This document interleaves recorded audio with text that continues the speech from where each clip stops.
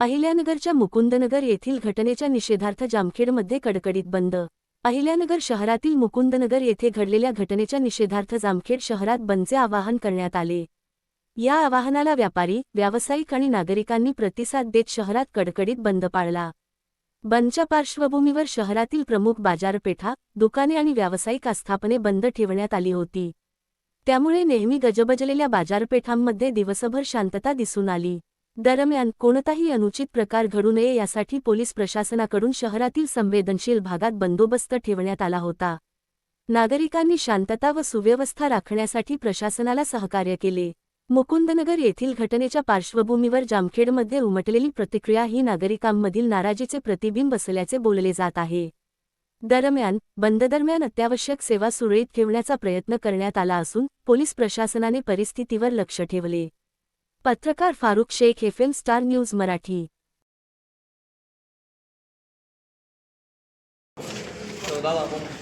झाला प्राणघातक हल्ला झाला जो नीरज परदेशी त्यात म्हणजे संपलाय।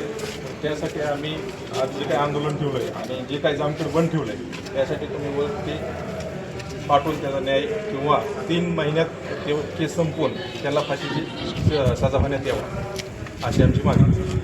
या ठिकाणी ही झालेला आहे पर त्यांच्यावर घटपात करण्यात आलेला आहे। याचा मी प्रथमतः जाहीर निषेध करतो। या ठिकाणी हिंदूंवरील अत्याचार हे कधी संपणार आहे का नाही संपणार आहे हा माझा सवाल आहे। आणि ह्याच्या अगोदर पण दिल्लीमधली घटना तुम्ही बघितली असेल माझा साहेब, ते आपल्या नुसतं होळीवरून त्यांनी गुब्बारा टाकलं होतं। गुब्बारा टाकण्यावरून फार त्या तरुण कुमारचा जीव मारून टाकण्यात आला होता।